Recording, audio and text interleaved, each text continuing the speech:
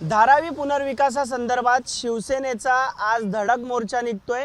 याच मोर्चाची जबाबदारी ज्यांच्यावर आहे ते माजी आमदार आणि धारावी बचाव आंदोलन समितीचे समन्वयक बाबूराव माने सर माझ्यासोबत आहेत। माने सर, आज धडक मोर्चा तुम्ही धारावी येथून अदानी कार्यालयावर काढताय, कशा प्रकारे आजचं नियोजन आहे? आजच्या मोर्चाची आम्ही जोरदार तयारी केलेली आहे आणि आजचा निघणारा मोर्चा हा धारावीकरांच्या दृष्टीनं, मुंबईकरांच्या दृष्टीनं ऐतिहासिक असा मोर्चा असेल। या मोर्चा एवढा विराट, एवढा व्यापक आहे की अदानीला धडकी भरल्याशिवाय राहणार नाही आणि राज्यकर्त्यांच्या डोळ्यात अंजल घालणारा हा मोर्चा आहे। ऐतिहासिक मोर्चा आहे, जबरदस्त मोर्चा आहे। घराघरामध्ये अदानीच्या विरोधात, सरकारच्या विरोधात असंतोष पेरला गेलेला आहे आणि प्रचंड ताकदीनं हा मोर्चा निघणार आहे। तोच असंतोष या ठिकाणी पाहायला मिळेल। नक्कीच तोच असंतोष मोर्चामध्ये लोकांना बघायला मिळेल। प्रचंड ताकदीनं सगळे धारावीकर आणि अदानीच्या त्या लाईटीला वैतागलेले सगळे उपनगरातले सुद्धा काही लोक उत्स्फूर्तपणे या मोर्चामध्ये येणार आहेत आणि धारावीतले जवळजवळ 1 लाख लोक रस्त्यावर, कष्टकरी जनता उद्या रस्त्यावर येणार आहे। कारण हा धारावीकरांच्या अस्तित्वाचा, धारावीकरांच्या सत्वाचा, तत्वाचा आणि धारावीकरांना न्याय मिळावा म्हणून हा मोर्चा निघणार आहे। या मोर्चाचं नियोजन तुम्ही धारावी टी जंक्शन ते अदानी कार्यालयापर्यंत केलं होतं, मात्र सुरक्षेच्या कारणास्तव आता तो सेबी कार्यालय आहे त्या रस्त्यावर असणार आहे। तर कशा प्रकारे हे नियोजन असणार आहे? उद्धव ठाकरेंचं भाषण होणार आहे का? आणि उद्धव ठाकरे हे कुठून या मोर्चामध्ये सहभागी होणार आहेत आणि कोणकोणते नेते हे इतर राजकीय पक्षांचे असणार आहेत? धारावीकरांच्या समस्या या मोर्चाचा केंद्रबिंदू आहे आणि सन्माननीय उद्धवजी ठाकरे धारावीला दुपारी 3 वाजता बरोबर या मोर्चासाठी धारावीला येणार आहेत आणि ते मोर्चासोबत चालत बीकेसीला, जिथे अदानीचं कार्यालय, तिथपर्यंत आम्ही धडक मारणार आहोत। कोणीही अडवण्याचा प्रयत्न केला तरी आम्ही जाणार नाही, आम्ही तिथपर्यंत जाणार।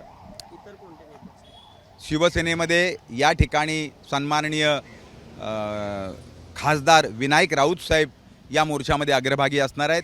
त्या भागातील आमचे शिवसेनेचे नेते सन्माननीय आमदार अनिल परब साहेब या मोर्चामध्ये असणार आहेत। रात्री त्यांनी दोन्ही DCPच्या संदर्भात बैठक करून, बोलणी करून आपल्याला सरकारने आता परवानगी सुद्धा दिलेली आहे। काँग्रेसच्या वर्षाताई गायकवाड, काँग्रेसचे धारावीतले हजारो कार्यकर्ते या मोर्चामध्ये सामील होणार आहेत। सगळ्या राजकीय पक्षाचे लोक, तुमचं वंचित आघाडी, काँग्रेस, राष्ट्रवादी, बहुजन समाज पक्ष, समाजवादी पक्ष, शेतकरी कामगार पक्ष, अशा सगळ्या, आप आदमी पार्टी, अशा सगळ्या पक्षाचे कार्यकर्ते या मोर्चामध्ये सामील होणार आहेत आणि त्यांनी धारावीकरांच्या पाठीमागे मजबूतीनं उभं राहण्याचं ठरवलेलं आहे। हे सगळं होत असताना धारावीच्या पुनर्विकासासाठी अदानी सोबत जे काही टेंडरिंग झालं, या सगळ्याचं जे म्हणजे कार्यकाळ आहे तो उद्धव ठाकरे यांच्या, म्हणजे उद्धव ठाकरे मुख्यमंत्री असतानाच झालं, तरी तुम्ही म्हणजे तुमची बार्गेनिंग पॉवर वाढवण्यासाठी आंदोलन करताय असं देखील टीका होती। शिवसेनेची बार्गेनिंग पॉवर वाढवण्याची गरज नाही। शिवसेना नेहमीच पॉवरमध्ये असते, पॉवरफुल असते, लक्षात घ्या। आणि एखाद्या उद्योगपतीला झुकतं माप देण्याचं आणि गरिबांच्या खिशातलं काढण्याचं पाप शिवसेना आणि सन्माननीय पक्षप्रमुख उद्धवजी ठाकरे कधीही करणार नाहीत। त्यांच्या काळातले हे निर्णय नाहीत।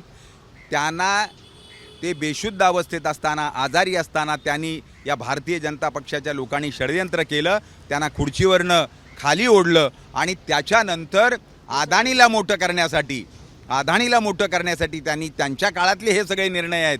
एकही निर्णय उद्धवजींच्या काळातला नाही। उद्धवजी नेहमी कष्टकरी माणसाच्या मागे उभे राहिलेले आहेत, मेहनत मजदुरी करणाऱ्या माणसाच्या मागे उभे राहिलेले आहेत। त्यामुळे आमच्या काळातले हे निर्णय नाहीत।